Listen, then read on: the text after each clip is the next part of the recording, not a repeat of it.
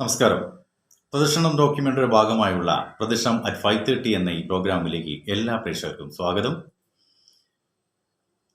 ആദ്യമായി സമ്പൽ സമൃദ്ധിയുടെയും ഐശ്വര്യത്തിന്റെയും ഒരു നല്ല വിഷു ആശംസിക്കുന്നു. ഇന്ന് നമ്മൾ ചർച്ച ചെയ്യുന്ന വിഷയം എന്താണ് വിഷു? വിഷു എന്ന പദത്തിന്റെ അർത്ഥം എന്താണ്? വിഷുവിന് നമ്മൾ വീട്ടിലെല്ലാവരും കണി വെക്കാറുണ്ട്. ആ കണി വെക്കുന്ന സമയത്ത് നമ്മൾ അതിൽ വെള്ളരി, അതേപോലെ തന്നെ കണ്ണാടി, അതേപോലെ തന്നെ നാണയങ്ങൾ, സ്വർണ്ണ നാണയങ്ങൾ, സ്വർണം, അതേപോലെ തന്നെ നാളികേരം കത്തിച്ചു. ഇങ്ങനത്തെ പല കാര്യങ്ങളും നമ്മൾ വിഷുവിന് വേണ്ടിയിട്ട് നമ്മൾ കണിയൊരുക്കുമ്പോൾ നമ്മൾ ചെയ്യുന്ന കാര്യങ്ങളാണ്. ശ്രീകൃഷ്ണ വിഗ്രഹം വെക്കുന്നുണ്ട്. എന്തുകൊണ്ടാണ് ശ്രീകൃഷ്ണ വിഗ്രഹം? ശ്രീകൃഷ്ണനും വിഷുവും തമ്മിലുള്ള ബന്ധം എന്താണ്? ഇത്രയും കാര്യങ്ങളൊക്കെ നമ്മളെ മുന്നിൽ ഒരു ചോദ്യചിഹ്നമായി കിടക്കുന്ന ഒരു കാര്യങ്ങളാണ്. ഇന്നത്തെ യുവജനതയ്ക്ക് വേണ്ടിയാണ് ഇന്നത്തെ ഈ ഒരു ചർച്ച നമ്മൾ വെക്കുന്നത്. ഇന്നത്തെ യുവജനതയിൽ പലരും റീൽസ് എടുക്കാനും വിഷു ആണെങ്കിലും ഓണമാണെങ്കിലും കോടികൾ കൊടുത്ത് അല്ലെങ്കിൽ പുതിയ വസ്ത്രങ്ങൾ ധരിച്ച് പല സ്ഥലത്തും എത്തി പല റീൽസും അതേപോലെ തന്നെ ഇൻസ്റ്റഗ്രാമിൽ ഫോളോവേഴ്സിനെയും കൂട്ടലും ഇതൊക്കെ തന്നെയാണ് നമ്മളെ പല പെൺകുട്ടികളാണെങ്കിലും ആൺകുട്ടികളാണെങ്കിലും ഒക്കെ എല്ലാവരും ചെയ്തുകൊണ്ടിരിക്കുന്ന സംഗതി. അതാണ് നമുക്ക് മാക്സിമം ആളുകൾ നമ്മളെ കാണുക, നമുക്കൊരു മാക്സിമം റീച്ച് ഉണ്ടാക്കുക, അങ്ങനെയൊക്കെയാണ് ഇപ്പോൾ എല്ലാവരും ലക്ഷ്യം. പറഞ്ഞിട്ട് കാര്യമില്ല, നമ്മളെ ഇപ്പോൾ സമൂഹം അങ്ങനെയാണ് പോയിക്കൊണ്ടിരിക്കുന്നത്. ആ സമൂഹത്തിലുള്ള ഒരാളാണ് ഞാനും. അപ്പം നമ്മൾ കാലം ഇതുവരെ ജീവിച്ചിരിപ്പുണ്ടെങ്കിലും നമ്മളെ പഴമക്കാർക്ക് മുഴുവനും പല പഴമക്കാരുടെ അവരുടെ മുൻ തലമുറക്കാരൊക്കെ തന്നെ വിഷുവിനെ കുറിച്ചും വിഷുവിൻ്റെ പ്രാധാന്യത്തെ കുറിച്ചൊക്കെ നമ്മളെ മുത്തശ്ശിമാർക്കൊക്കെ പറഞ്ഞു കൊടുത്തിട്ടുണ്ടായിരുന്നു. ഇന്ന് ആധുനിക കാലഘട്ടത്തിൽ വിഷു എന്താണെന്നോ, വിഷുവിൻ്റെ പദത്തിൻ്റെ അർത്ഥം എന്താണെന്നോ, കണി എന്തിനാണെന്നോ, വിഷു സംക്രാന്തി എന്താണെന്നോ ഇതൊന്നും തന്നെ നമ്മൾ വിശ്വാസികൾക്കാണെങ്കിൽ, നമ്മൾ വിശ്വാസത്തിൻ്റെ ഭാഗമായാണ് വിഷു ആഘോഷിക്കുന്നതുണ്ട് എന്നുണ്ടെങ്കിൽ അതിൻ്റെ ആ മൂല്യം അതെന്താണ്, അതിൻ്റെ പ്രത്യേകത എന്താണ്, അതിൻ്റെ ഐതിഹ്യം എന്താണെന്ന് നമ്മൾ അറിഞ്ഞിരിക്കേണ്ടത്. തീർച്ചയായിട്ടും നമ്മൾ അറിഞ്ഞിരിക്കണം. ഇന്ന് പലരും വിഷു ആണെങ്കിലും ഓണാഘോഷ പരിപാടികളാണെങ്കിൽ തന്നെ എല്ലാ പരിപാടിയും റീൽസ് ചെയ്യാനാണ്. നമ്മൾ പെൺകുട്ടികളാണെങ്കിലും ആൺകുട്ടികളാണെങ്കിലും ഒക്കെ തന്നെ റീൽസും ഫോട്ടോസും കൂട്ടി നമ്മളെ ഇൻസ്റ്റഗ്രാമിനും ഫേസ്ബുക്കിനും മറ്റും റീച്ച് കൂട്ടേണ്ട നടപടിക്രമങ്ങളാണ് നമ്മൾ കാലഘട്ടത്തിന്, ആധുനിക കാലഘട്ടം അങ്ങനെ ഒഴുകിക്കൊണ്ടിരിക്കുകയാണ്. ആ ഒഴുകുന്നതിൽ ഒരാളാണ് ഞാനും. പക്ഷേ ആ ഒഴുക്കിലിടയിലാണ് നമ്മളിതൊക്കെ ചെയ്തുകൊണ്ടിരിക്കുന്നത്.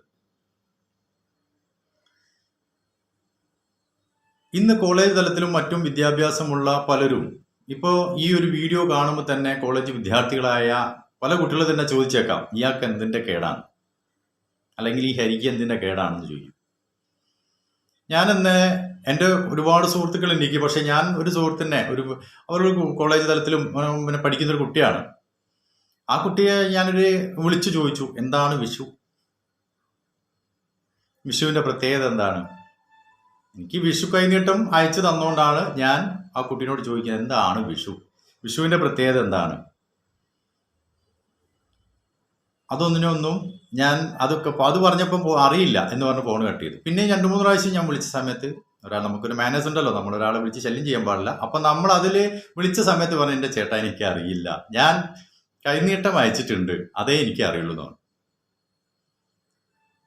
കൈനീട്ടം 500-1000 അയച്ചുകൊണ്ട് കാര്യമില്ല. നമ്മൾ എന്തിനാണ് നമ്മൾ വിഷു ആഘോഷിക്കുന്നത്? വിഷുവിൻ്റെ പ്രത്യേകത എന്താണ്? വിഷു എന്ന പദത്തിൻ്റെ അർത്ഥം തന്നെയെങ്കിലും നമ്മൾ മനസ്സിലാക്കിയിരിക്കണ്ടേ? ഇന്ന് പല അമ്മമാർക്കും അറിയില്ലാത്തൊരു കാര്യം തന്നെയാണത്. നിങ്ങൾ ചിന്തിച്ചു നോക്കൂ. നമ്മളെ നമ്മളെ വീട്ടിലുള്ള നമ്മളെ പെങ്ങന്മാർക്കും അതായത് നമ്മളെ ഈ പുതിയ തലമുറയിലുള്ള അമ്മമാർക്കും ഒന്നും തന്നെ വിഷു എന്ന എല്ലാവരും ആഘോഷിക്കും പോലെ നമ്മൾ പോകുന്ന നമ്മളെ ഈ ഒഴുക്കിനിടയിൽ നമുക്ക് വരുന്ന ആഘോഷങ്ങളാണ്. ആ ആഘോഷങ്ങളിൽ നമ്മൾ പങ്കാളികളാവുന്നു, ഭക്ഷണം കഴിക്കുന്നു, വിഭവസമൃദ്ധമായ സദ്യകൾ ഉണ്ടാക്കുന്നു. വിഷുക്കോളാണെങ്കിലും ഓണക്കോളാണെങ്കിലും ഒക്കെ നമ്മൾ വീട്ടിൽ ആ പരിപാടികളൊക്കെ നമ്മൾ അതിൻ്റെ ഭാഗമായി അങ്ങ് പോകുന്നു. അതിനെ പറ്റിയിട്ട് നമ്മൾ വിഷുവിനെ പറ്റിയിട്ടോ അതിനെ പറ്റിയിട്ടൊന്നും പോസ്റ്റ്മോർട്ടം ചെയ്യാനൊന്നും നമ്മൾ പോകാറുമില്ല. നമുക്കതിന് സമയമില്ല. ഇന്നത്തെ യുവജനതയ്ക്ക് അതിന് സമയമില്ല. പക്ഷെ ഞാൻ ചോദിക്കട്ടെ, ഇന്നത്തെ കോളേജ് വിദ്യാർത്ഥികളായ പെൺകുട്ടികളോടാണ് ഞാൻ പറയുന്നത്, ഇന്ന് നിങ്ങളും ഇന്നല്ലെങ്കിൽ നാളെ ഒരു അമ്മമാരാവാനുള്ളവരാണ്. ഒരമ്മയുടെ സ്ഥാനം വഹിക്കേണ്ടവരാണ് നിങ്ങളും. ഇന്നില്ലെങ്കിൽ നാളെ. കാലഘട്ടത്തിനനുസരിച്ച് നമ്മുടെ സമൂഹത്തിൻ്റെ കീഴ്വഴക്കത്തിനനുസരിച്ച് നമ്മളും എന്താവും, അമ്മയും അച്ഛനും ഒക്കെ ആയിത്തീരേണ്ടതാണ്. ആൺകുട്ടികളാണെങ്കിലും പെൺകുട്ടികളാണെങ്കിലും ഒക്കെ തന്നെ. അപ്പോൾ നിങ്ങൾക്കുണ്ടാവുന്ന കുഞ്ഞുങ്ങൾ നിങ്ങളോട് ചോദിക്കുകയാണ്, വിഷു എന്താണ്, എന്തിനാണ് നമ്മൾ വിഷു ആഘോഷിക്കുന്നത്, വിഷുവിൻ്റെ പ്രാധാന്യം എന്താണ്, ഈവൻ വിഷുവിൻ്റെ അർത്ഥം, വിഷു എന്ന പദത്തിൻ്റെ അർത്ഥം തന്നെ പറഞ്ഞു തരൂ അമ്മ എന്ന് ചോദിക്കുമ്പോൾ സ്വാഭാവികമായിട്ടും ഉത്തരം മുട്ടുന്ന അവസ്ഥയായിരിക്കും അന്നേരം ഉണ്ടാവും. അന്നേരം നമ്മൾ പല നെറ്റുകളും മറ്റും സെർച്ച് ചെയ്യാൻ പോകണം. അപ്പോൾ അങ്ങനെ വരുമ്പോൾ നിങ്ങൾ ഈ വീഡിയോ കാണുമ്പോൾ തന്നെ നിങ്ങൾ പറയും, ഇയാൾക്ക് വട്ടാണ്, ഇയാൾ എന്താ പറയുന്നത്, ഇതൊന്നും ഇപ്പോൾ പുതിയ തലമുറയ്ക്ക് തോന്നുന്നില്ല. നമ്മൾ പാശ്ചാത്യരെ അംഗീകരിച്ച് നമ്മൾ പാശ്ചാത്യ സംസ്കാരവും ജീൻസും ടോപ്പും ഇട്ട് ധരിച്ച് നമ്മൾ മുന്നോട്ട് പോകുമ്പോൾ നമുക്ക് ഇതൊക്കെ എന്ത് പഴഞ്ചൻ ചിന്താഗതിയാണോ എന്ന് ചോദിച്ചു. പറയുന്നത് സ്വാഭാവികമായിട്ട് എന്നെ പോലുള്ള ആളുകളും എൻ്റെ സുഹൃത്തുക്കളും എനിക്കൊക്കെ തന്നെ തോന്നിയൊരു കാര്യമാണ് മുൻപ്. അപ്പോൾ ഇങ്ങനെ നിൽക്കുന്ന സമയത്ത് നിങ്ങൾക്ക് ഒരു കുഞ്ഞുണ്ടാകുന്ന സമയത്ത് ആ കുഞ്ഞ് നമ്മുടെ സംസ്കാരത്തെയും നമ്മുടെ വിശ്വാസത്തിനെയും ഹിന്ദു സംസ്കാരത്തെയും നമ്മുടെ ഭാരത സംസ്കാരത്തെയും പഠിച്ച് മുന്നോട്ട് പോകുമ്പോൾ ആ കുട്ടി ഒരു തരത്തിലും വഴിതെറ്റില്ല. സത്യമാണ് ആ കാര്യം. ഇന്ന് ഞാൻ തന്നെ പല സ്ഥലങ്ങളിൽ എനിക്ക് ഒരുപാട് കോൾ വരാറുണ്ട്. ഒരുപാട് അമ്മമാർ മക്കളെ വേദനകൾ പറയുന്നത് കാര്യം കേൾക്കുമ്പോൾ നമുക്ക് തന്നെ വളരെ ബുദ്ധിമുട്ട് തോന്നിപ്പോവും. നമ്മളതൊന്നും നമുക്ക് താങ്ങാൻ പറ്റും. എൻ്റെ ഈ പ്രായത്തിൽ എനിക്ക് താങ്ങാൻ പറ്റാത്ത പല കാര്യങ്ങൾ, അമ്മമാരെ ഓരോരോ കാര്യങ്ങളും അവരച്ഛന്മാരൊക്കെ എന്നെ വിളിച്ചു പറയുന്ന സമയത്ത് ശരിക്കും സങ്കടം തോന്നുക ചെയ്യുക. ഒരാൾ വിളിച്ചിട്ടുണ്ടായിരുന്നു, അയാൾക്ക് ഈ വിഷു കാര്യങ്ങളൊന്നും വലിയ വിശ്വാസമില്ല, അങ്ങനെയൊന്നുമില്ല. നമ്മൾ വീട്ടിലൊക്കെ കുട്ടീനെ വളർത്തി അങ്ങനെ ആ കുട്ടിയെ കോളേജ് തലത്തിലേക്ക് അയച്ചു. 18 വയസ്സായിട്ടുള്ളൂ. ഈ കേരളത്തിൽ തന്നെ ഒരു കോളേജിലാണ് അവൻ വർക്ക് ചെയ്യുന്നത്, ഒരു ITI കോളേജിൽ. അവൻ അച്ഛൻ പോകുന്നത് വരെ ഈ കോളേജിൽ ചേർത്തി കഴിഞ്ഞതിന് ശേഷം അവൻ MDMA അങ്ങനത്തെ കഞ്ചാവ് അങ്ങനത്തെ ലോബികളൊക്കെ ആയിട്ട് ബന്ധപ്പെട്ട് അതിൽ നിന്ന് ഇവന് പൈസ കിട്ടും. ആ പൈസ കിട്ടിയാൽ ഇവൻ എന്ത് ചെയ്യും, ഇവന് സുഖം വണ്ടിക്ക് പെട്രോൾ അടിക്കാനുള്ള പൈസ, ഇത് കാര്യങ്ങളൊക്കെ അതിൽ കൂടി ഇവൻ സമ്പാദിക്കലും സെയിൽസും ഒക്കെ തുടങ്ങി 18-19 വയസ്സാകുമ്പോൾ ഇവൻ അതിൻ്റെ അഡിക്റ്റായിട്ട് മാറിപ്പോയി. ഈ കുട്ടി യാതൊരു വിശ്വാസങ്ങളും ഇല്ല, വീട്ടിൽ വിശ്വാസത്തിലൊന്നും താല്പര്യമില്ല, അച്ഛനും അമ്മയ്ക്കും തന്നെ ഒരു വിശ്വാസവും ഇല്ല, ഭക്തിയില്ല, അമ്പലത്തിൽ പോക്കില്ല, അങ്ങനത്തെ യാതൊരു കർമ്മങ്ങളും വീട്ടിലില്ല. അതോ അവരെ പേഴ്സണലായ കാര്യം, നമ്മൾ ഇടപെടേണ്ട കാര്യം. ഓരോ വ്യക്തിക്കും വിശ്വാസം വേണോ വിശ്വാസം വേണ്ടെന്ന് തീരുമാനിക്കുന്ന അവരാണ്, നമ്മളല്ല. അത് അവരുടെ പേഴ്സണൽ കാര്യം, നമ്മളതിൽ ഇടപെടേണ്ട കാര്യമില്ല. പക്ഷെ ഈ കുട്ടി 19ാമത്തെ വയസ്സിൽ ഈ കുട്ടി കഞ്ചാവിനും MDMAയ്ക്കും അടിമപ്പെടുകയാണ്. അപ്പോൾ നിങ്ങൾ ചോദിക്കും, സ്വാഭാവിക ചോദ്യം, ഈ വിഷുവും മറ്റുള്ള ഭാരതീയ സംസ്കാരങ്ങളൊക്കെ അറിഞ്ഞു മുന്നോട്ട് പോയി കഴിഞ്ഞാൽ MDMA ആവുമോ, അല്ലെങ്കിൽ കഞ്ചാവ് ആവൂല എന്നെന്താ തെളിവ്? നിങ്ങൾ നോക്കൂ, ഇന്ന് സമൂഹത്തിൽ ഉയർന്നു വന്നിരിക്കുന്ന പല SFI ആയിക്കോട്ടെ, ABVP ആയിക്കോട്ടെ, KSU ആയിക്കോട്ടെ, പല യുവജന പ്രസ്ഥാനങ്ങളിൽ നിന്ന് വന്ന നേതാക്കന്മാരൊക്കെ തന്നെ പല സാംസ്കാരിക പരിപാടികളും, അമ്പലങ്ങളാണെങ്കിലും ഉത്സവങ്ങളാണെങ്കിലും രാഷ്ട്രീയ പ്രവർത്തനങ്ങളാണെങ്കിലും ഇതിലൊക്കെ നേതൃത്വം വഹിക്കുന്ന ആളുകൾ, ഏതെങ്കിലും ഒരു രാഷ്ട്രീയ പ്രവർത്തകൻ, ഒരു രാഷ്ട്രീയ നേതാവ് തൂങ്ങി മരിച്ചതായിട്ട് നിങ്ങൾ ആരും കേട്ടിട്ടുണ്ടോ? ദാരിദ്ര്യം കൊണ്ട് തൂങ്ങി മരിച്ചതായിട്ട് കേട്ടിട്ടുണ്ടോ ഏതെങ്കിലും രാഷ്ട്രീയ നേതാവ്? ഇല്ല.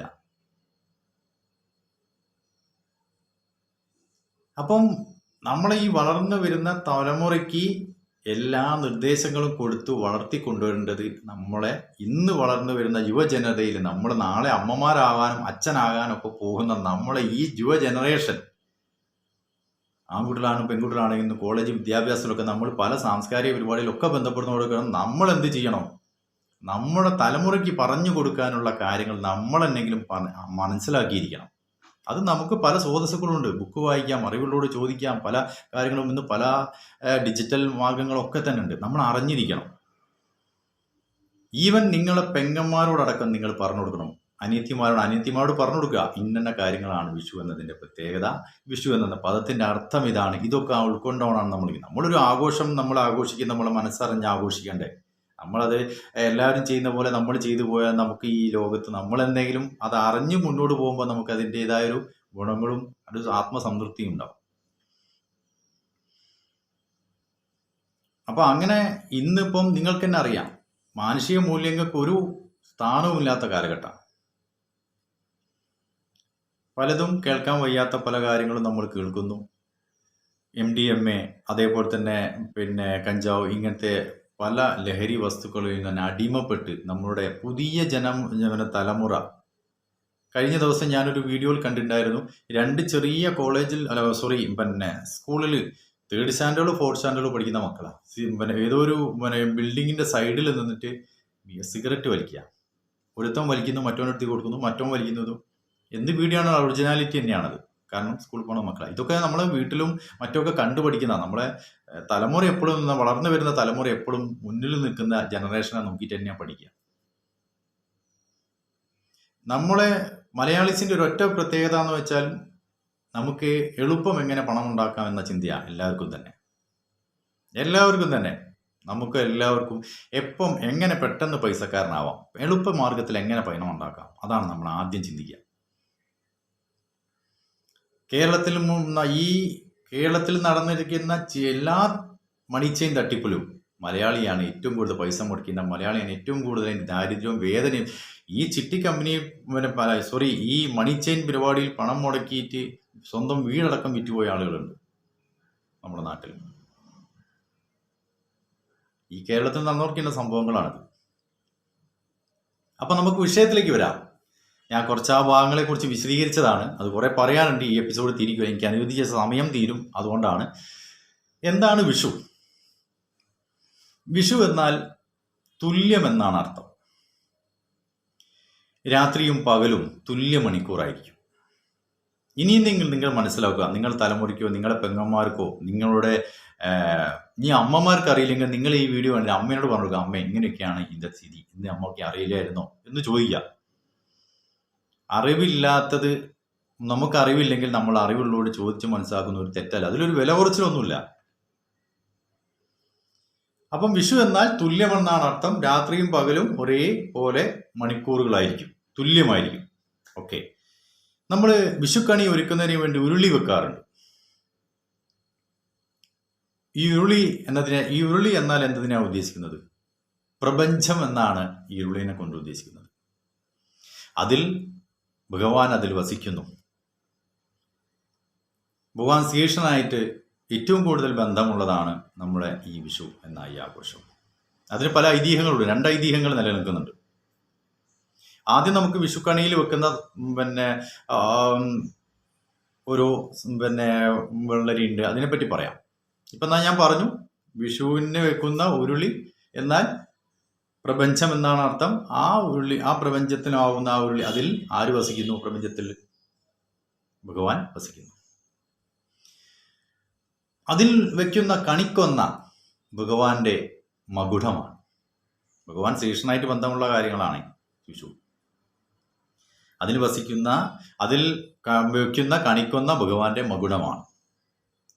വെള്ളരി ഭഗവാന്റെ മുഖവും, നാളികേര വിളക്കുകൾ ഭഗവാന്റെ കണ്ണുകളും, അതിൽ വെച്ച കണ്ണാടി മനസ്സുമാകുന്നു. കണി കാണുക എന്ന് വെച്ചാൽ എന്താണ്? കുറെ വിളക്കും കുറെ പാത്രങ്ങളൊക്കെ, ഉരുളിപ്പാത്രമൊക്കെ വെച്ച് അതിൽ കുറെ നാണയങ്ങളും തുണ്ട് നാണയങ്ങളും മറ്റുമൊക്കെ വെച്ചിട്ടുള്ള സാധനം വന്ന് കാണുക, അതാണ് കണിന എന്നവൻ അങ്ങനെയല്ല. കണി കാണുക എന്ന് വെച്ചാൽ മനസ്സിലെ അന്ധകാരത്തെ മാറ്റി ഈശ്വരനിലേക്ക് പ്രവേശിക്കുക. നമ്മുടെ മനസ്സിലുള്ള എല്ലാ നെഗറ്റീവ് എനർജികളെയും ഒഴിവാക്കി നമ്മൾ പോസിറ്റീവ് എനർജി സ്വീകരിച്ചത് ഈശ്വരനിലേക്ക് പ്രവേശിക്കുന്നു എന്നാണ് അർത്ഥം. ഈശ്വരനിലേക്ക് പ്രവേശിക്കുക എന്നാണ് അർത്ഥം. പഴയ തലമുറക്കാര് വിഷുവിനെ നോക്കുകയാണെങ്കിൽ, വിഷുവിനെ പറ്റി പറയുമ്പോൾ ഒരു വർഷത്തെ ഫലം ആണ് അവർ ചിന്തിക്കുക. പഴമക്കാരായ പല കർഷകരും ഒക്കെ തന്നെ അവർക്കെന്താ വെച്ചാൽ അവരെ വിഭവങ്ങൾ ഇറക്കിക്കഴിഞ്ഞാൽ, അന്ന് ഒരു കണിയാനൊക്കെ പണിക്കര് അതൊക്കെ നമ്മളെ വീട്ടിൽ വരും. അവരെ വീട്ടിൽ വരുമായിരുന്നു പഴമക്കാരെ അയക്കുന്ന നമ്മളെ മുതുമച്ചന്മാർ തറവാട്ടിലൊക്കെ ഈ പണിക്കന്മാർ വരുമായിരുന്നു ഈ വിഷു ദിനത്തിൽ. പഴമക്കാർ പറയുന്നത് കേൾക്കാം, ആ വിഷു വന്നിട്ട് അതിലെത്ര മഴ കിട്ടും, പിന്നെ എത്ര വിഷു ഈ ഇറക്കിക്കഴിഞ്ഞാൽ, ഈ വിത്തുകൾ ഇറക്കിക്കഴിഞ്ഞാൽ അതിനെത്ര ഗുണം കിട്ടുമോ, അതിൻ്റെ എന്തെങ്കിലും മോശങ്ങളുണ്ടോ, അല്ലെങ്കിൽ കൃഷി നശിച്ചു പോകുമോ, അങ്ങനെ പല കാര്യങ്ങളും, സമ്പത്തുണ്ടാവുമോ, എനിക്ക് കഴിഞ്ഞ വർഷത്തേക്കാളും കൂടുതൽ കിട്ടുമോ, അതല്ലെങ്കിൽ എന്തെങ്കിലും ഞാൻ ഈ വിത്ത് ഇറക്കിക്കഴിഞ്ഞാൽ ഇന്ന ഗുണം കിട്ടുമോ, ഇതൊക്കെ തന്നെയുള്ള കാര്യങ്ങൾ മുഴുവനും ആ കണിയാനോട് ചോദിച്ച് മനസ്സിലാവും. അപ്പൊ നമ്മളെ ഇതിൽ അതിനൊരു പ്രത്യേകതയും കൂടി ഉണ്ട്. സംക്രാന്തി. എന്താ സംക്രാന്തി എന്ന് പറഞ്ഞാൽ? സംക്രാന്തി എന്ന് പറഞ്ഞാൽ എന്താണ് അർത്ഥം? സൂര്യൻ ഒരു രാശിയിൽ നിന്ന് അടുത്ത രാശിയിലേക്ക് പോകുന്നതിനെയാണ് എന്ന് പറയുന്നത്, മാറുന്നതിനെയാണ് സംക്രാന്തി എന്ന് പറയുന്നത്. അപ്പം മലയാള മാസം മേടം 1-നാണ് കാർഷിക ഉത്സവമായ വിഷു നമ്മൾ ആഘോഷിക്കുന്നത്.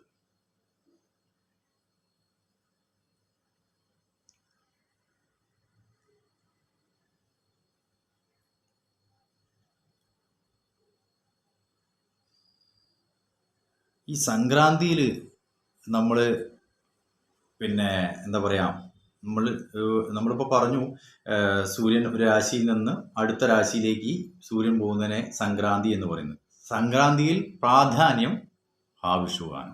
മഹാവിഷുവിനാണ് പ്രാധാന്യം എന്ന് പറയും, മഹാവിഷു എന്നാണ് പറയുന്നത്. അതായത് സംക്രാന്തികളിൽ പ്രാധാന്യം മഹാവിഷുവാണ്.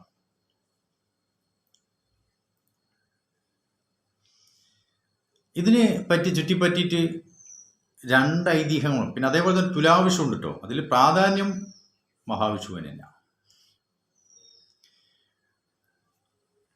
ഇതിനെ ചുറ്റിപ്പറ്റിയിട്ട്, വിഷുവിനെ ചുറ്റിപ്പറ്റിയിട്ട് 2 ഐതിഹ്യം നിലവിലുണ്ട്. ഒന്ന്, നരകാസുരന്റെ ഉപദ്രവം സഹിക്കവയ്യാതെ നരകാസുരൻ വന്ന് പലതരത്തിലുള്ള ബുദ്ധിമുട്ടുകൾ വരുത്തിക്കൊണ്ടുവരികയാണ്. പല പ്രശ്നങ്ങളും പലതും പുള്ളിനെ കൊണ്ടാവുന്ന സർവശക്തനായ അയാൾ വന്നിട്ട് പല ബുദ്ധിമുട്ടുകളും ഉണ്ടാക്കിക്കൊണ്ടിരിക്കുകയാണ്. പൊറുതിമുട്ടി അവസാനം ഭഗവാൻ ശ്രീകൃഷ്ണൻ സത്യഭാമിയും ഗരുഡനും ഒന്നിച്ച് നരകാസുരന്റെ നഗരമായ പ്രാഗ്ജ്യോതിഷത്തിലേക്ക് പ്രവേശിച്ചു. അവിടെ വെച്ച് ഭഗവാൻ അദ്ദേഹത്തെ ഉപദേശിച്ചു. ഇതിലൊക്കെ ക്ഷുഭിതനായ നരകാസുരൻ ഭഗവാനോട് ആക്രോശിച്ചു വരികയും അവിടെ യുദ്ധം ആരംഭിക്കുകയും ചെയ്തു. ആ യുദ്ധത്തിൽ നരകാസുരനും അതിൻ്റെ കൂട്ടാളികളായ ആളുകളെയൊക്കെ തന്നെ ഭഗവാൻ വധിച്ചു.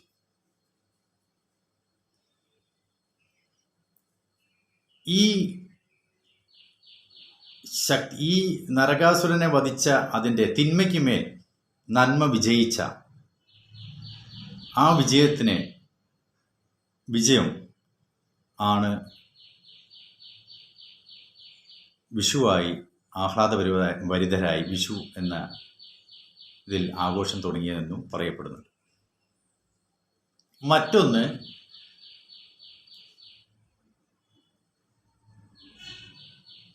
രാവണൻ സൂര്യനെ ശരിക്കും ഉദിക്കാൻ സമ്മതിക്കില്ലായിരുന്നു. രാവണൻ അസുരനാണ്. അപ്പം സൂര്യനെ ശരിക്കും ഉദിക്കാൻ പറ്റും. കാരണം പറയുന്നത് വെച്ചാൽ എൻ്റെ കൊട്ടാരത്തിലേക്ക് സൂര്യൻ്റെ പ്രകാശം എത്തുന്നു, അത് പുള്ളിക്ക് താല്പര്യമില്ല. ഇതൊക്കെ പഴമക്കാർ പറയുന്ന ഐതിഹ്യങ്ങളാണ് കേട്ടോ. ഈ പഴമക്കാർ പറയുന്ന ഐതിഹ്യങ്ങൾ നമ്മൾ പല ബുക്കുകളിലും പലരും മനസ്സിലാക്കിക്കൊണ്ടാണ് നമ്മൾ സംസാരിക്കുന്നത്. അപ്പം കൊട്ടാരത്തിലേക്ക് സൂര്യൻ്റെ പ്രകാശം എത്തുന്നത് രാവണന് ഇഷ്ടമല്ല. അങ്ങനെ ഈ സൂര്യനെ ശരിക്കും ഉദിക്കാൻ സമ്മതിക്കില്ലായിരുന്നു രാവണൻ.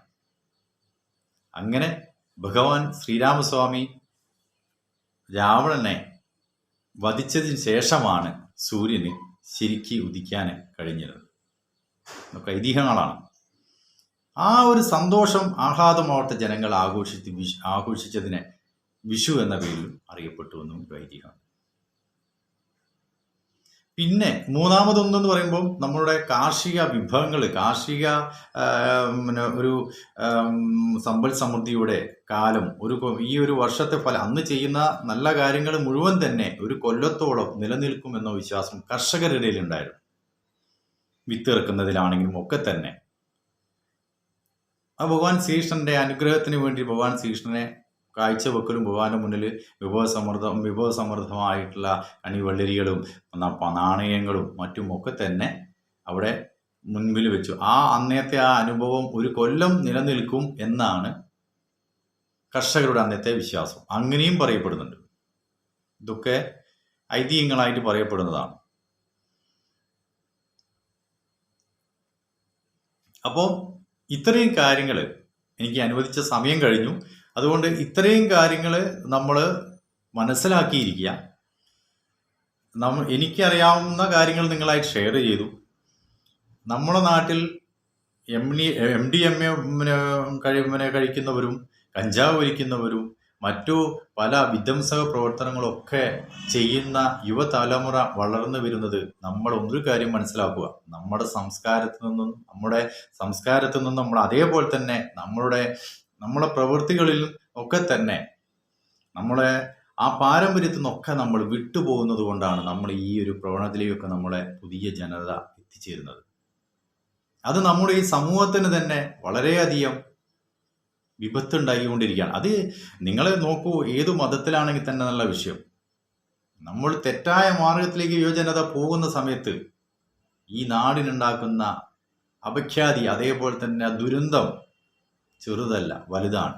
ഇന്ന് പല അമ്മമാരും മക്കളുടെ സ്വന്തം ഒരു രക്ഷിതാവിനോട് പറയാം, എനിക്ക് ആൺകുട്ടികൾ വേണ്ടേ, എനിക്ക് പെൺകുട്ടികൾ മാത്രം മതി. പക്ഷേ പെൺകുട്ടികൾ ചോദിക്കും ഞങ്ങൾ ആൺകുട്ടികൾ മാത്രമേ ആൺകുട്ടികൾ ചോദിക്കും ഞങ്ങൾ മാത്രമേ പോകുന്നുള്ളൂ, പെൺകുട്ടികൾ ചോദിക്കും ഞങ്ങൾ മാത്രമേ കൊടുക്കൂ. പക്ഷെ ഒക്കെ ഉണ്ട്. പക്ഷേ ആൺകുട്ടികളെ കൊണ്ടുള്ള ഉപദ്രവങ്ങൾ ഭയങ്കരമാണ്. ഞങ്ങൾക്ക് അവരെ നിയന്ത്രിക്കാൻ പറ്റുന്നില്ല, പറഞ്ഞത് കേൾക്കുന്നില്ല, അനുസരിക്കുന്നില്ല. കോളേജ് തലത്തിലേക്കൊക്കെ പോകുന്ന സമയത്ത് അവർക്ക് അവരുടേതായ യുക്തമായ തീരുമാനം എന്നൊക്കെയാണ് പറയുന്നത്. അതിൽ വീട്ടിൽ എണീറ്റ് വരാൻ 12 മണിയാവുക, ഇങ്ങനത്തെ പല പ്രശ്നങ്ങളും, പറഞ്ഞാൽ കേൾക്കാത്ത പല പ്രശ്നം. ഇത് ഒക്കെ അനുസരിച്ച് ജീവിക്കുന്ന തലമുറ കേട്ടോ, അവരെ കുറിച്ചല്ല ഞാൻ പറയുന്നത്. ഇന്ന് വളരെയധികം കലുഷിതമായിട്ട് വളരെയധികം വിഷമത്തോടു കൂടിയാണ് പല കുടുംബങ്ങളും മുന്നോട്ട് പോകുന്നത്. പല കുടുംബത്തിലും പല മക്കളെ കൊണ്ടുണ്ടാകുന്ന പല പ്രശ്നങ്ങളുമുണ്ട്. ഈ കഞ്ചാവും മയക്കുമരുന്നും, ഞാൻ ഒരു കാര്യം പറയാം, നിങ്ങൾ അതിന് അടിമപ്പെട്ട് ആ കണ്ണിയിൽ നിങ്ങൾ കുടുങ്ങിപ്പോയാൽ പിന്നെ നിങ്ങൾക്ക് തിരിഞ്ഞു പോരാൻ പറ്റും എന്നുള്ളത് നിങ്ങൾ വിചാരിക്കേണ്ട. അത് ആലോചിച്ച് വേണം. നിങ്ങളെ വീട്ടിലെ അച്ഛനെയും അമ്മേനെയും നിങ്ങളെ പെങ്ങന്മാരെയും നിങ്ങളെ സുഹൃത്തുക്കളെയും സമൂഹത്തെയും ആലോചിച്ചിട്ട് നിങ്ങൾ വേണം ആ കഞ്ചാവും MDMA മയക്കുമരുന്നുമായ ലോബികളൊക്കെ ആയിട്ട് നിങ്ങൾ ബന്ധപ്പെടാൻ. നിങ്ങൾക്ക് ശാശ്വതമല്ലാത്ത ഒരു നശ്വരമായ ചെറിയൊരു സുഖത്തിന് വേണ്ടിയിട്ട് നിങ്ങൾക്ക് കിട്ടുന്ന ചെറിയൊരു തുക ഒരു പെട്രോൾ അടിക്കാനോ അതല്ലെങ്കിൽ നിങ്ങൾക്ക് ഒരു ഡ്രസ്സ് വാങ്ങാനോ ഉപയോഗിച്ചേക്കാം. അല്ലെങ്കിൽ ഒരു നല്ലൊരു അന്തരീക്ഷത്തിൽ നിങ്ങൾക്ക് ജീവിക്കാനൊക്കെ ഒരു ചെറിയൊരു നശ്വരമായ ഒരു സമയത്തേക്ക് നിങ്ങൾക്ക് അത് ഉപകരിച്ചേക്കാം. പക്ഷേ നിങ്ങൾ ചെയ്യുന്നത് നിങ്ങളെ അമ്മയെയും അച്ഛനെയും വളർത്തി വലുതാക്കിയ നിങ്ങളെ അച്ഛനെയും അമ്മയെയും അതേപോലെ തന്നെ നിങ്ങളെ സ്നേഹിച്ച് നിങ്ങളെ വീട്ടിൽ നിൽക്കുന്ന നിങ്ങളെ സ്വന്തം അനുജത്തിയെയും സമൂഹത്തെയും നിങ്ങളുടെ സുഹൃത്തുക്കളെയുമാണ് നിങ്ങൾ എന്ത് ചെയ്യുന്നത്, വഞ്ചിക്കുന്നത്. ഇത്രയും പറഞ്ഞുകൊണ്ട് ഈ പ്രോഗ്രാം ഇവിടെ നിർത്തുന്നു. ഈ പരിപാടി നിങ്ങൾക്ക് ഇഷ്ടമായെങ്കിൽ നിങ്ങൾ ഷെയർ ചെയ്യുക. നന്ദി, നമസ്കാരം.